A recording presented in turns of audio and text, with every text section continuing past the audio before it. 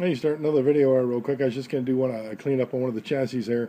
Those shoes in the back there, got them. Those are the ones that my last video, they were all green. I mean, completely covered with green. What I did is I put them in like a small Dixie cup and I covered them with Brasso, let them set for a bit, then just rinsed them off with water and took a wire brush to them. They all came out pretty good. So we got all the oxidation off. But when I started on this chassis, I just picked one of the chassis that we were talking about earlier, and I looked at the bottom of it.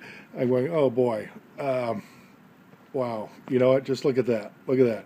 So what I'll do is I'll disassemble it, get it all apart and everything that has the oxidation on it, I'll just let some Brasso set on there, and hopefully we can get it out from all the little crevices as well, and then rinse it off, polish it up, and we'll go from there. But let's get it to at least that point. Okay, hang on. Listen, got disassembled. We're going to definitely use the Brasso on that chassis there. Interesting about the shoes, it does have some of the oxidation coming around the sides there, but when we look at the the other side of them, let me get that turned over. There we go. The other side of them, they're just completely covered. So again, a little bit of Brasso. Everything else looks like it's pretty good. The springs I'll probably refresh and clean everything else. Clean up the brushes over there, the com plate, and what I was thinking about doing is that he had that oil. I'm thinking about using that. Remember the smell of the old oil? Oh my God, I do too. It'd be fun using that again. All right, guys. So let me do some cleaning with the Brasso, and I'll start the next segment.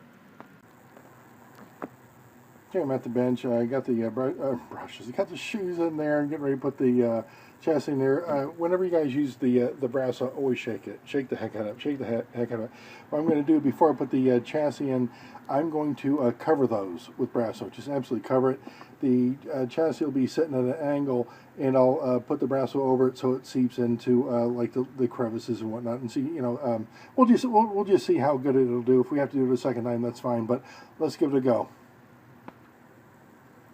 As you know from a lot of you guys that have been already used the Brasso for a number of things, it is kind of globby, but there's the chassis in there. Underneath it are the shoes. So we're going to give it some time and check it out, and we'll get them cleaned up and see what they look like. All right, hey, listen, the chassis and the shoes have been in there for a while, and it looks like that the Brasso is pretty much, I don't want to say dried up, but a lot of the moisture is gone from it. It looks more like a paste than a liquid right now. And let's hope that it took a lot of the oxidation off. I'm going to run it under some water and see what we get, guys. Hey guys, I just rinsed it off with some hot water, and I'm getting ready to take it out of the cup there.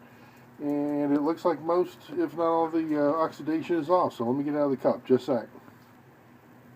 Still dripping wet, but boy, it looks a whole lot better than it did. Just a sec, let me get the other one that was very, very same or similar to this. We'll just compare side by side. What do you think, huh? Night and day difference. And we haven't done any polishing with the Dremel that has the wire brush on it. We haven't done any of that yet. So I'm going to do that with the shoes and probably the bottom there, and just make it look better. But that Brasso seems like it's really working, guys. I don't know if you guys can see the shine like I can, but boy, the shoes over there, I mean, absolutely outstanding. I did the bottom of the chassis there. Even just for fun, I made sure that the gears were all clean up there and all that. So I also cleaned the brushes. The springs are good to go. And once again, a far cry from what we had a bit ago, guys. So a thorough cleaning. I'm going to put some oil on it. We're going to see if we can get some juice to it, and hopefully it'll run. Got the chassis reassembled, and I found the oil over there. So next step is oil it up, then we'll put it on the transformer. Well, that was fun using the old oil there. Kind of a pain in the ass a little bit trying to use the little wick that's in there. Let me get the transformer on, and let's go over to the leads here, and we have it working. You hear that, guys? Yeah. Okay, fantastic, fantastic. Now, I tell you what, right now, the upper one, the one that's all oxidized, even if that was on eBay, no market value. Now that we have a running TJ chassis from, again, what I got from this garage sale, what do we need? Is a couple axles, hubs, and tires. We got a good running chassis. That'll go for a nice little bit on eBay right there. If you have a refurbished chassis, they go quite well. Okay, guys, I'm going to dress it out some more, and we'll call it done. All right, hey, listen, I'm calling it done. Put some the hubs, the axles, the tires, everything I got from him through the garage sale is on there now. Just clean up, guys. But again, the top one, that's how that's what the condition of this one is, and it runs fine now. It's just a matter of getting all the oxidation off, making sure everything's clean, oiled up. Now you have a product you can sell on eBay or something. If you need a chassis, they're just that easy to clean up.